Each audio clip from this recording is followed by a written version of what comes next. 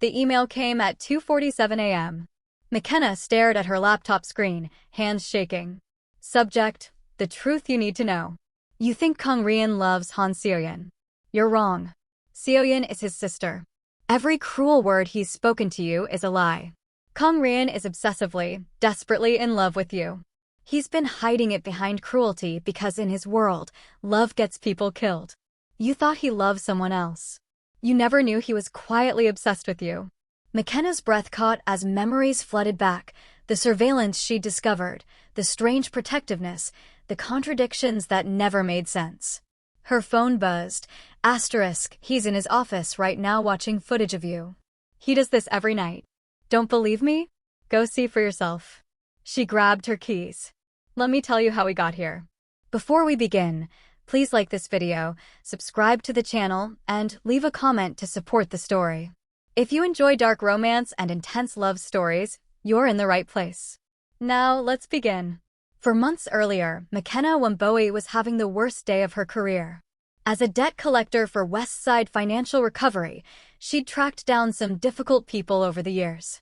Gang members, corrupt businessmen, people who'd threatened her life more than once. But nothing prepared her for the man currently sitting across from her in the VIP section of Kronos, the most exclusive nightclub in Los Angeles. Kang Rian. Korean. Early 30s. Billionaire on paper, he owned luxury hotels, nightclubs, and a real estate empire that stretched up the California coast. But McKenna's research suggested something darker underneath all that legitimate business. She didn't care. Her job was simple: collect the $2 million his business associate owed her client, then never think about Kang Rian again. That was the plan, anyway. Mr. Kang, she said, sliding the folder across the pristine marble table. Her voice was steady even though her instincts were screaming at her to leave. Your associate, Michael Chin, owes my client $2 million. He's been unreachable for 3 months. You were his last known business contact. Rian didn't even glance at the paperwork. He was watching her with an intensity that made her skin prickle, like he was memorizing every detail of her face, cataloging her existence. And you are. His English was flawless, touched with a Korean accent that made every word sound deliberate, controlled. McKenna Wamboe. West Side Financial Recovery. Something flickered in his dark eyes. Kenyan. It wasn't a question. Most people didn't recognize the origin of her name on sight. Kenyan American, she confirmed. Born in Nairobi, raised here in LA. McKenna. The happy one. He said it like he was tasting the words. Are you happy? The personal question threw her. I don't see how that's relevant to. You're not. He leaned back in his seat, still watching her with that unnerving focus. You work 60-hour weeks chasing people who don't want to be found. You have student loans drowning you. Your mother in Nairobi needs surgery you can't afford. Your apartment is in a neighborhood where you hear gunshots twice a week. So no, Miss Wamboe, I don't think you're particularly happy. Ice flooded her veins. How do you know? I make it my business to know things. He finally looked at the folder, flipped it open with one finger. Especially when someone gets as close to my operations as you have. McKenna's hand moved slowly toward her purse, toward the pepper spray inside. The massive bodyguard who'd been standing silently by the door shifted his weight. A clear warning. Relax, Rian said softly, his eyes back on her face. If I wanted you dead, Miss Wamboe, you wouldn't have made it past the parking lot. Is that supposed to make me feel better? For the first time, something that might have been amusement crossed his features. You walked into a lion's den demanding money, and you're not even afraid. Fascinating. I didn't say I wasn't afraid. I said I have a job to do. Honest. I appreciate that. He closed the folder. Here's what's going to happen. You're going to forget about Michael Chin. You're going to forget about the San Pedro property you found. You're going to forget about those shipping manifests that didn't quite add up. And in exchange, I'm going to wire $3 million to your company's account tonight. Her breath caught. $3 million. 2 for your client. 1 for you, personally. Consider it payment for your discretion. It was a bribe. A massive, life-changing bribe. McKenna thought about her mother, waiting for surgery in a Nairobi hospital. Thought about her student loans, the collection notices, the fear of ending up homeless. $1 million would solve every problem in her life. All she had to do was walk away from whatever illegal operation this man was running. She looked at Kang Rian, really looked at him. Saw the cold calculation in his eyes, the casual way he wielded power, the absolute certainty that she would take his money. Everyone had a price. He'd clearly decided hers was $1 million. McKenna stood, gathering her documents. No. The temperature in the room dropped 10 degrees. No, Rian repeated, like the word was foreign to him. I don't take bribes, Mr. Kong. I'll pursue the debt through legal channels. You'll be hearing from my office. She turned toward the door. Miss Wumboe. Something in his voice made her stop, look back. Rian was standing now, hands in his pockets, watching her with an expression she couldn't read. Surprise? Respect? Something darker? No one says no to me. McKenna's heart was pounding, but she kept her voice steady. I just did. Yes. He tilted his head slightly. You did. Interesting. The way he said interesting sent a shiver down her spine. I'll be seeing you again, Miss Wumboe. It sounded like a promise and a threat wrapped together. McKenna walked out of Kronos on shaking legs, adrenaline singing through her bloodstream. She'd just refused a bribe from what was clearly a very dangerous man. It was possibly the stupidest thing she'd ever done. It was definitely the bravest. She had no idea she'd just sealed her fate. Behind her, in the VIP room, Rian was making a phone call. I need everything on McKenna Wumboe. Everything. Family, finances, daily routine, favorite foods, what she listens to, where she goes, who she sees. I want to know her better than she knows herself. His second-in-command, Jay, asked the obvious question. Are we eliminating her, boss? Rian looked at the empty chair where she'd been sitting. Remembered the fire in her eyes when she'd refused him. The courage it took to walk into his world and stand her ground. No, he said quietly. We're keeping her. 2 weeks later, McKenna was called into her boss's office. There's been a change in ownership, Robert said. He looked uncomfortable, wouldn't quite meet her eyes. The company was acquired over the weekend by an investment firm called Blackstone Holdings. They're keeping all staff, but there will be some restructuring. McKenna's stomach dropped. Restructuring? New assignments. New management. They want to meet with you personally tomorrow morning. 9 a.m. Executive offices downtown. That night, McKenna did what she always did when something felt wrong, she investigated. Blackstone Holdings was owned by another company, which was owned by another shell corporation, which eventually led to a maze of offshore accounts and legal entities. It took her 4 hours of digging through public records and some creative searching, but she finally found it. The name buried under 6 layers of corporate structure. Kang Rian. He'd bought her company. She stared at her laptop screen, hands shaking. He'd bought her entire company because she'd said no to him. Her phone buzzed. Unknown number. Welcome to Blackstone Holdings, Miss Wumboe.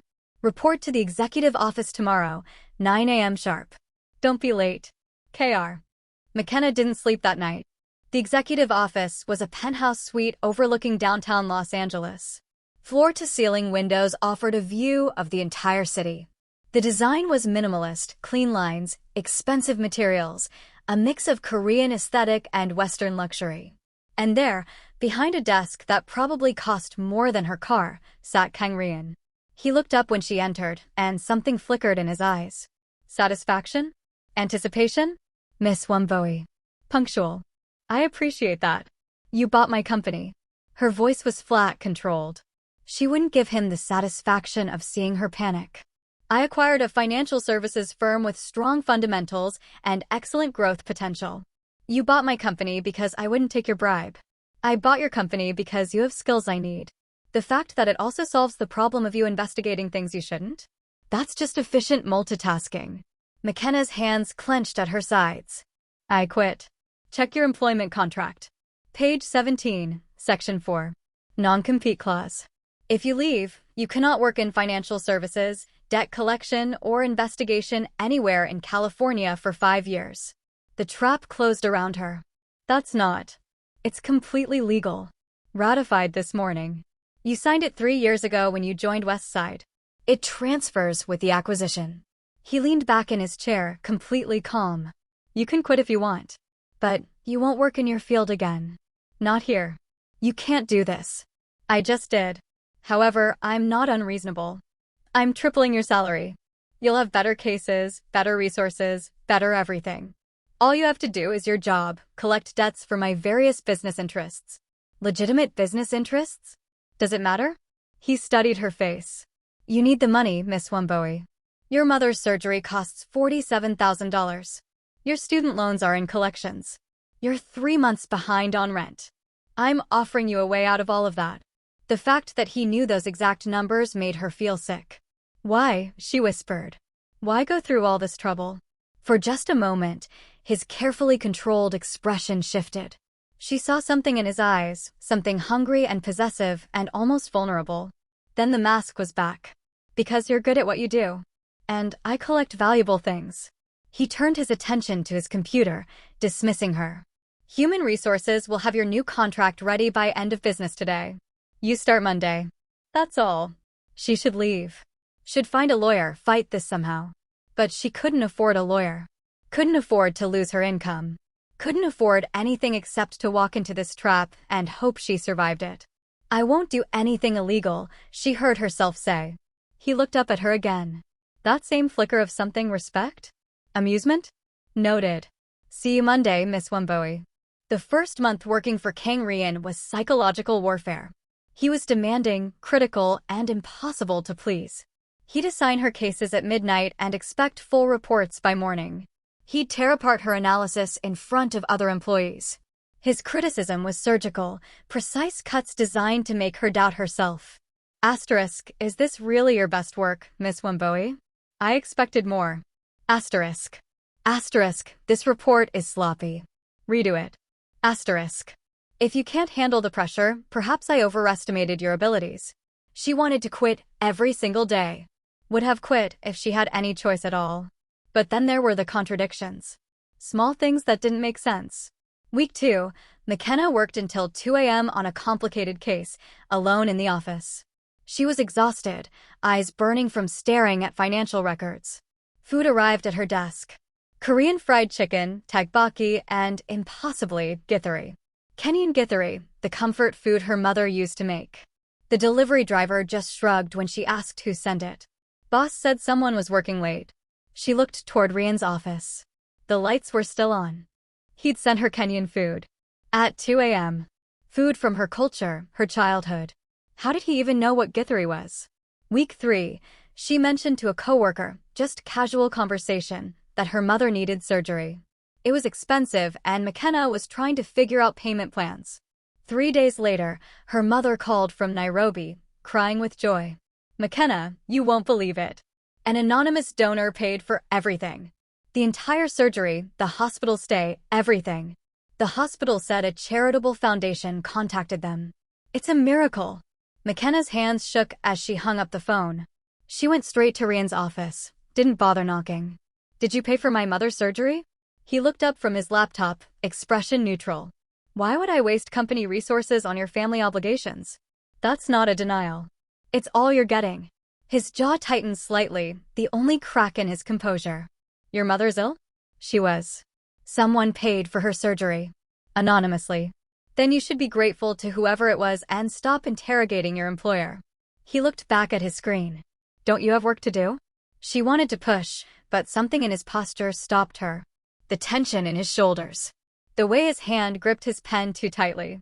He was lying. But why pay for a stranger's surgery and then deny it? Week 5, a client got drunk during a meeting and became aggressive. Started yelling at McKenna, getting in her face, calling her things that made her coworkers uncomfortable. Then he grabbed her wrist. Hard enough to bruise. Before security could respond, Rian was there. McKenna had never seen him move that fast. One moment he'd been in his office. The next, he had the drunk client slammed against the wall, forearm across his throat. The transformation was terrifying. The cold businessman vanished, replaced by something feral and violent. Touch her again, Rian said in a voice that promised death, and I will kill you. Do you understand me? The man nodded frantically, face going purple. Rian released him, stepped back, adjusted his suit jacket like nothing had happened. Security, escort this man out. He's banned from all properties I own. Then he turned to McKenna. His eyes scanned her face, her arms, checking for injuries. For just a second, she saw raw fear in his expression. Then it was gone. Are you hurt? No, I'm fine. Good. You have a conference call in 15 minutes. Don't be late. He walked away, leaving her standing there with her heart pounding and her mind reeling. That wasn't the reaction of a man who didn't care. That was the reaction of a man who'd been ready to commit murder. Week 7. Minor car accident. Some tourist ran a red light and T-boned McKenna's car. The car was totaled, but she was mostly okay, airbag deployed, some bruises, nothing serious. The EMTs checked her at the scene. She refused the hospital because she was fine and couldn't afford the bills anyway. She took an Uber home, planning to deal with insurance in the morning. At 11 p.m., someone pounded on her apartment door. Rian stood there, still in his work clothes, breathing hard like he'd run up the stairs instead of taking the elevator. You were in an accident. How did you? Are you hurt? He stepped inside without invitation, eyes scanning her like he was looking for injuries. I'm fine. Just some bruises. You refused hospital treatment. Because I'm fine. How do you even know about this? He ignored the question completely. Show me where you're hurt. Mr. Kong. Show me. There was something desperate in his voice. She pulled up her sleeve, revealing the bruise blooming dark purple on her shoulder from the seatbelt. His hand reached out, trembling slightly, and gently touched the edge of the bruise. His fingers were shaking. You should have gone to the hospital. You could have internal injuries. Concussion. Anything. For a bruise. You don't know what's happening inside. His voice was rough. You're going to the hospital. Now. It's 11 at night. I have a private doctor. He'll meet us at Cedars-Sinai. This is insane. It's not a request, Miss Wamboe. He pulled out his phone, already making the call. She grabbed his wrist, stopping him. Why do you care so much? The question hung in the air between them. He looked at her hand on his wrist, then at her face. For a long moment, she thought he might tell her the truth. Then he pulled away, the ice returning to his eyes. The company needs you functional. You're managing 3 major accounts. If you die from internal bleeding, it creates problems. The words were cold and practical, but his hands were still shaking. That's the only reason, she whispered. What other reason would there be? He turned toward the door. My driver is downstairs. The doctor is already on his way to the hospital. This isn't negotiable. He left. McKenna stood in her apartment, completely confused. Nothing about this man made sense. He was cruel one moment, protective the next. Cold and distant, but he knew her favorite foods. Acted like she was just an employee, but looked absolutely terrified when she was hurt. What the hell was happening? She went to the hospital. The doctor examined her thoroughly. She was fine, just bruised, like she'd said. When she got home at 2 a.m., there was a new car parked in her assigned spot. A Tesla Model 3, with a note on the windshield in sharp handwriting. Company car. Don't argue. KR. McKenna stared at the $50,000 vehicle, completely lost. Then everything got worse. Week 8, Han Seo-yeon appeared. She walked into the office like she owned it, which, McKenna supposed, she kind of did.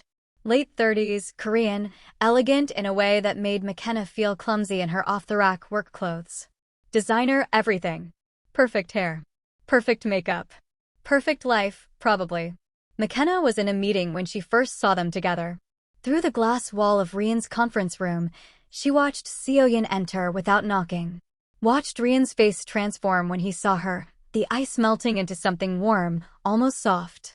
Seo-yeon touched his arm casually, familiarly. Leaned close to whisper something in Korean. Rian responded in Korean and Seo-yeon laughed, a beautiful, musical sound. Then Seo-yeon did something that made McKenna's chest physically hurt. She brushed something off Rian's shoulder. An intimate gesture, casual, like she'd done it 1,000 times before. And Rian who flinched away from everyone's touch, who maintained rigid personal space with all humans, he let her. Didn't even react. Like her hands on him were the most natural thing in the world. McKenna turned away before they could see her watching, but the image was burned into her mind. That's Han Seo-yeon, her coworker Michelle whispered. She's been around for years. Rian keeps his personal life very private, but everyone knows she's the one. The one what? Michelle gave her a look. The one, McKenna. His woman. They're discreet about it, but come on. You can see it in how he is with her. After that, Seoyeon was everywhere. Sitting in on important meetings at Ryan's right hand. Leaving his office at odd hours. Getting into his private car. Speaking to him in rapid Korean that excluded everyone else. The intimacy between them was undeniable. And the worst part? Ryan was different with her. Gentler. His voice lost that sharp edge. He actually smiled, rare, small smiles, but real ones. Everything he wasn't with McKenna. McKenna told herself she didn't care. He was her boss. Her captor, really the man who'd trapped her in this job and made her life difficult for 2 months. She had no right to care who he loved. But God, it hurt. Late at night, alone in her apartment, she'd catch herself Googling them. Kang Ryan Han Seoyeon relationship. Nothing came up, they were too private for that. But the absence of information just made it worse. Her imagination filled in the blanks. She'd picture them together. Picture him being soft with Seoyeon the way he'd never been with her. Picture him touching Seoyeon with those careful hands, looking at her with warmth instead of ice. It was pathetic. She was pathetic. Falling for a man who'd trapped her, controlled her, and was clearly in love with someone else. Week 10, there was a charity gala. Attendance was mandatory for all senior staff. McKenna wore a dress she'd borrowed from a friend. She still couldn't afford anything appropriate even with her new salary, since every penny was going to pay down her debts. She arrived alone, planning to make an appearance and leave early. Then she saw them. Ryan in a black tuxedo that probably cost more than her monthly rent. Seoyeon in a red dress that looked like it belonged on a runway. They stood together greeting guests, and they looked perfect. Matched. Like they belonged in the same world, a world of luxury and power that McKenna would never be part of. Seoyeon's hand rested on Ryan's arm as they moved through the crowd. He leaned down to hear something she said, nodded, led her to the dance floor. McKenna watched them dance. Watched the careful way he held Seoyeon. The way they moved together like they'd done this 100 times before. It shouldn't hurt this much. He was nothing to her. Boss. Captor. Complicated man who sent her Kenyan food and paid for her mother's surgery, but couldn't say a kind word to her face. She shouldn't care. But watching him with Seoyeon felt like her heart was being carved out with a dull knife. McKenna went to the bathroom, locked herself in a stall, and let herself cry for exactly 5 minutes. Then she washed her face, fixed her makeup with shaking hands, and went back to the gala. She lasted another hour before making her excuses and leaving. She didn't see Ryan watching her go, his hand tightening on his champagne glass hard enough to crack it. Week 11, McKenna couldn't take it anymore. Late night at the office again. She'd been avoiding the place, doing as much work from home as possible, but tonight she had to access files on the secure server. She finished around 1 a.m., exhausted and emotionally drained. On impulse, she took the elevator to the roof. The building had a small rooftop garden that most employees didn't know about. She discovered it accidentally and started going there when she needed to think. Except tonight, she wasn't alone. Ryan stood at the edge, looking out at the glittering sprawl of Los Angeles, drinking whiskey straight from an expensive-looking bottle. She should leave. Turn to go. Stay. His voice stopped her. Not a command, almost a request. Against her better judgment, she stayed. They stood in silence for a long time. The city hummed below them. Cool night air moved between them. Finally, McKenna couldn't hold it in anymore. Why do you hate me? He didn't look at her. I don't. Then why are you so cruel to me? Every word is a criticism. Every interaction feels like a test I'm failing. Because kindness would be more dangerous. Dangerous for who? He finally looked at her, and the expression on his face made her breath catch. Pain. Longing. Something that looked almost like fear. For both of us. That doesn't make any sense. No, it doesn't. He took a drink, then offered her the bottle. She shouldn't. She took it, drink. The whiskey burned going down. You're with Seoyeon. Ryan went completely still. What? Everyone knows.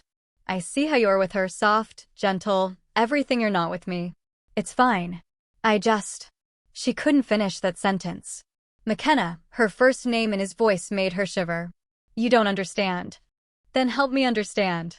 You trap me in this job, criticize everything I do, but then you pay for my mother's surgery. You're cold to me, but you nearly killed a man for grabbing my wrist. You act like I'm just an employee, but you show up at my apartment at midnight when I'm in an accident. I don't understand any of this. I don't understand you. The words spilled out, weeks of confusion and hurt and frustration. And I hate that I care, she continued, her voice breaking. I hate that watching you with her makes me feel like I'm dying. I hate that I look for you in every room. I hate that your opinion matters more than anyone else's. You're my boss. You trapped me here. I should hate you. She was crying now, couldn't stop the tears. Do you? His voice was rough, raw. Hate me? I'm trying to. But do you? She looked at him, really looked at him. Saw the tension in every line of his body. The way his hands were shaking. The desperate need in his eyes for her to say. No, she whispered. I don't hate you. And I wish I did, because this is torture. He closed his eyes like she'd struck him. When he opened them again, there was something broken in his gaze. You should go home, McKenna. Why? Because if you stay here, I'm going to tell you things that will change everything. What things? His phone buzzed, shattering the moment. He looked at it, and whatever he saw made his expression shut down completely. Go home. Please. The please was what did it. She'd never heard him say that word before. McKenna left, her heart in pieces. Behind her, she heard glass shatter, the whiskey bottle hitting the wall. She didn't look back. What she didn't know was that the text had been from Seoyeon, *, you need to tell her the truth before this destroys both of you. *. And Rian's response, the truth will get her killed. I won't risk her. Not for anything. Week 12, everything changed. McKenna woke up at 2:47 a.m. to an email notification. Unknown sender.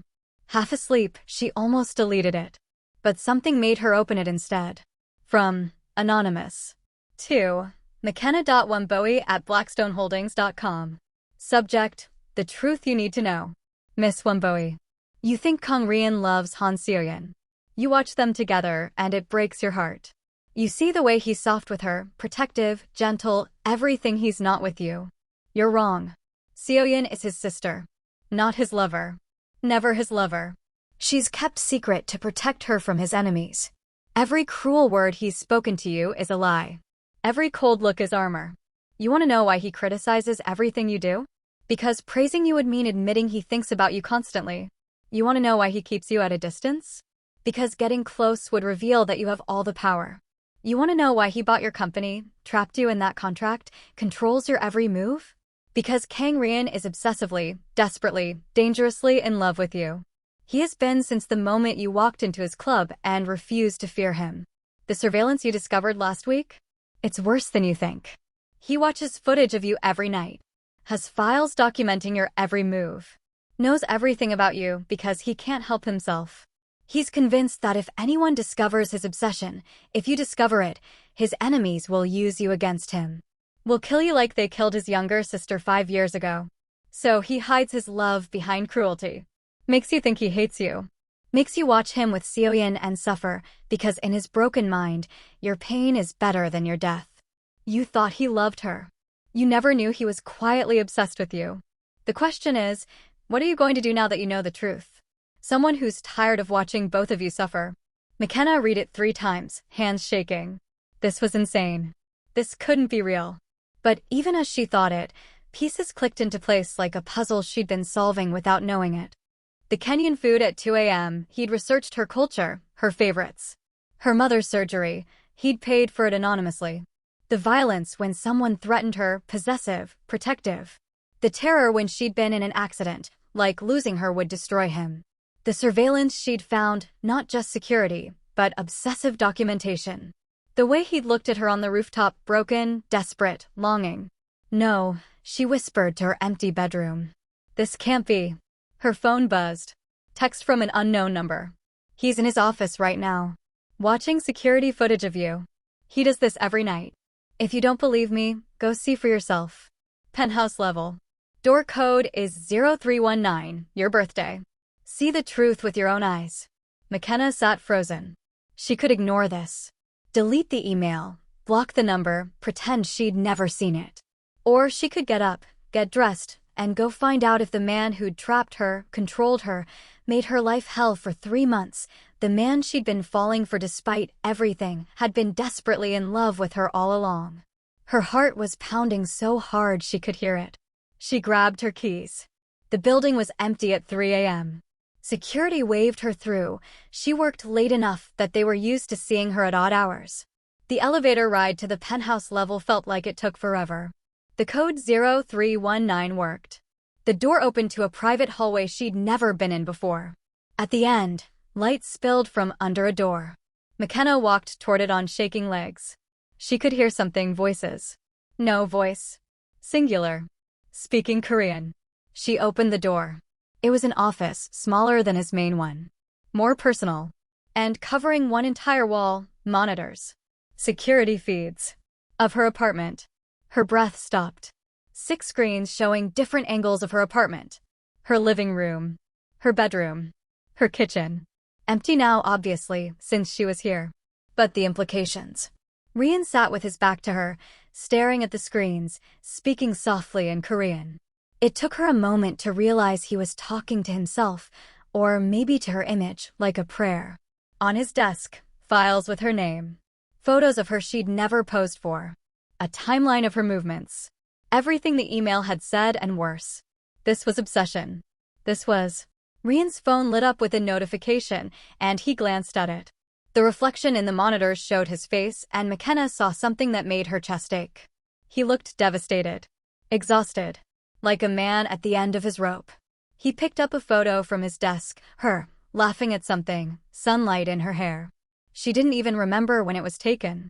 "I'm sorry," he whispered in English, touching the photo. "I'm so sorry, McKenna. I don't know how to stop. I don't know how to let you go.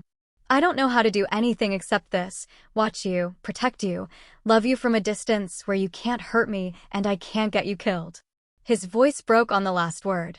McKenna's hand flew to her mouth, holding back a sound. This was real. All of it was real. She must have made some noise, because Rian spun around. For a moment, they just stared at each other. Then Rian stood slowly, face straining of color. "McKenna, what are you? How did you? Your door code is my birthday." He closed his eyes. "Of course it is. How long have you been watching me?" "Since the beginning." "Since you bought the company?" "Since before that." He opened his eyes, met her gaze. There was no ice now. Just raw, painful honesty. "Since the night you walked into my club. I've been obsessed with you since that first moment." McKenna looked around the room, at the monitors, the files, the evidence of months of surveillance. The email was right. All of it. What email? Real confusion crossed his face. She pulled out her phone, showed him. He read it, expression darkening. "Seoyin. Your sister." "Yes. No point denying it now. My older sister. I keep her identity hidden to protect her. After what happened to Minji," his voice caught. "Your younger sister. The one who was killed." He looked at her sharply. "How do you?" "The email told me everything. That you've been in love with me. That you've been cruel to protect me. That all of this," she gestured at the surveillance equipment, "is because you're terrified of losing me the way you lost her." Silence. Then Rian laughed, a broken, bitter sound. "I'm going to kill Seoyin." "Is it true? Does it matter?" "You've seen," he gestured helplessly at the room, "all of this. You know what I am now. A stalker. A monster. Someone who buys companies to trap the woman he wants, who watches her through cameras, who documents her every move like a psychopath." "Is it true?" she repeated. "Are you in love with me?" "Yes." The word was raw. "God, yes. I've been in love with you since you looked at me like I was just a man instead of a king or a monster. I've been obsessed with you since you refused my bribe and walked away with your spine straight and your head high. I've loved you through every cruel word I forced myself to speak, every cold look I used as armor, every moment I had to watch you hurt and know I was causing it." He took a shaking breath. "I've watched you on these screens every night because it's the only time I let myself be honest. The only time I can look at you without hiding what I feel. I know it's sick. I know it's wrong. I know I'm everything you should run from." Tears were streaming down McKenna's face. "Why didn't you just tell me?" "Because love is a death sentence in my world." The words exploded out of him. Because the last person I loved openly, they tortured her for 3 days before putting a bullet in her brain. Because I have enemies who would use you against me in the most horrific ways imaginable. Because keeping you at a distance, making you think I hated you, making you watch me with Seoyin and believe the lie, that was the only way to keep you off their radar. You were protecting me. I was protecting myself. He turned away, hands in his hair. Because if something happened to you, if they took you because of me, I wouldn't survive it. I barely survived losing Minji. Losing you would kill me. McKenna moved closer. What if I don't want to be protected? What if I want the truth? The truth is dangerous. The truth is all I've ever wanted from you. She grabbed his arm, made him face her. No more lies. No more cruelty disguised as protection. Just honesty. Can you give me that? He looked at her like she was asking him to cut out his own heart. If I'm honest, if I stop hiding this, I won't be able to control it anymore.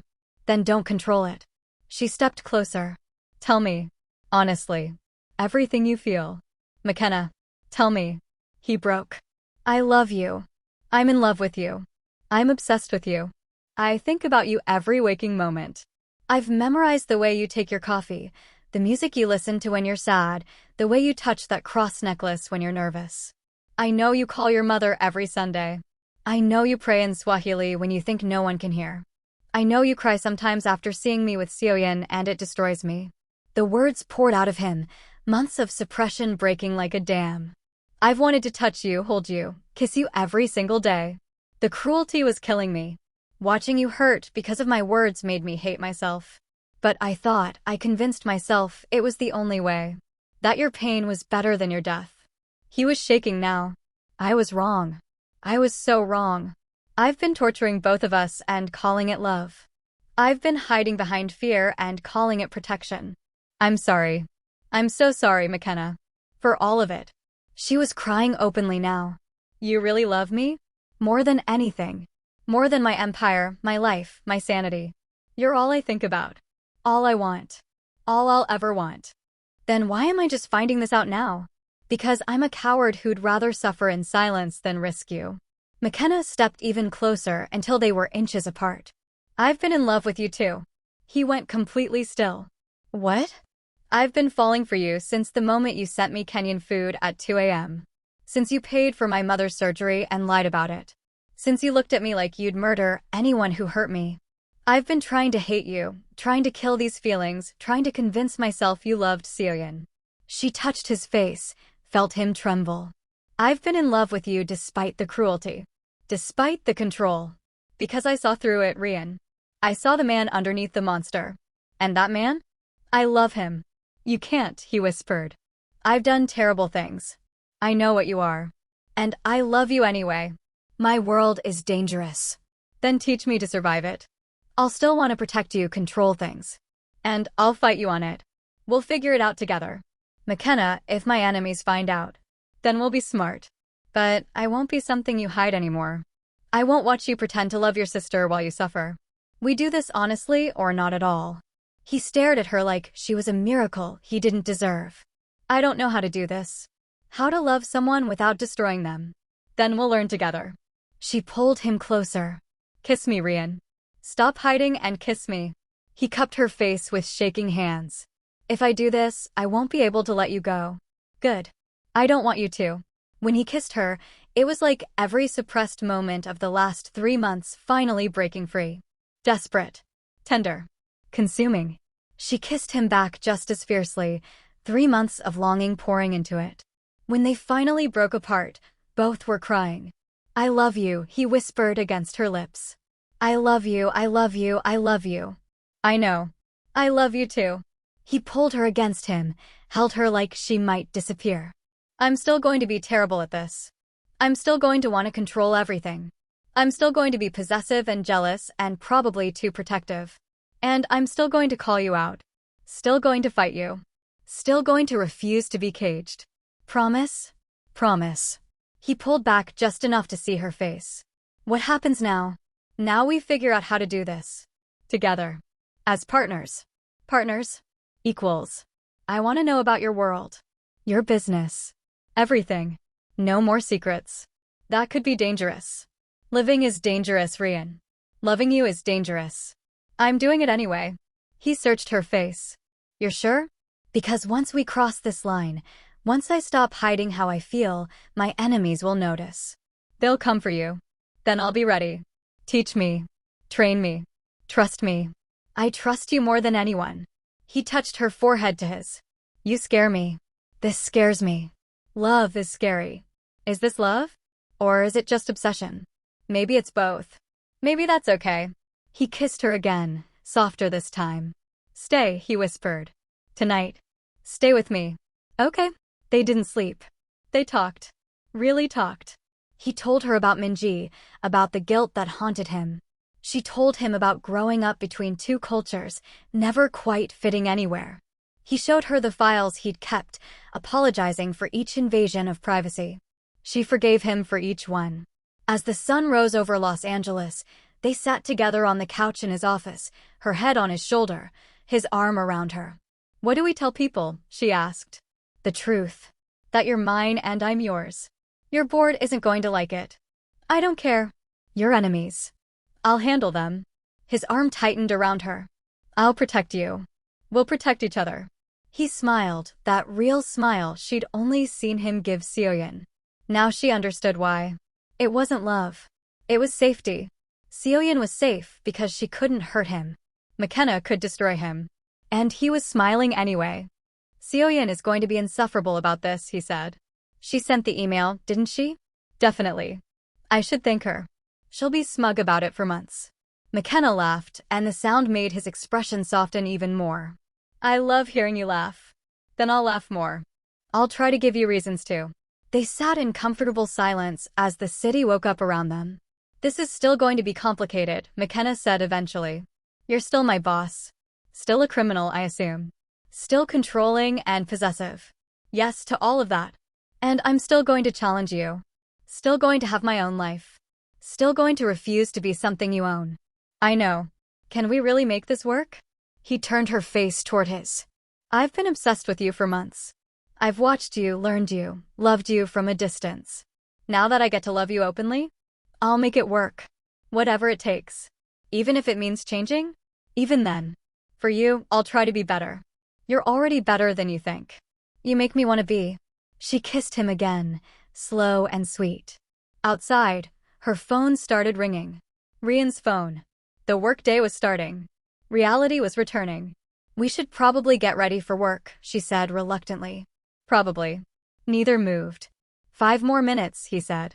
5 more minutes. They stayed like that, holding each other, as the sun climbed higher in the sky. Two broken people who'd found something whole in each other. It wasn't going to be easy. His world was dangerous. His possessiveness was real. Her independence was non-negotiable. But they'd figure it out. Together. Because some love stories aren't about perfect people finding each other. They're about imperfect people choosing each other anyway. And that was worth everything.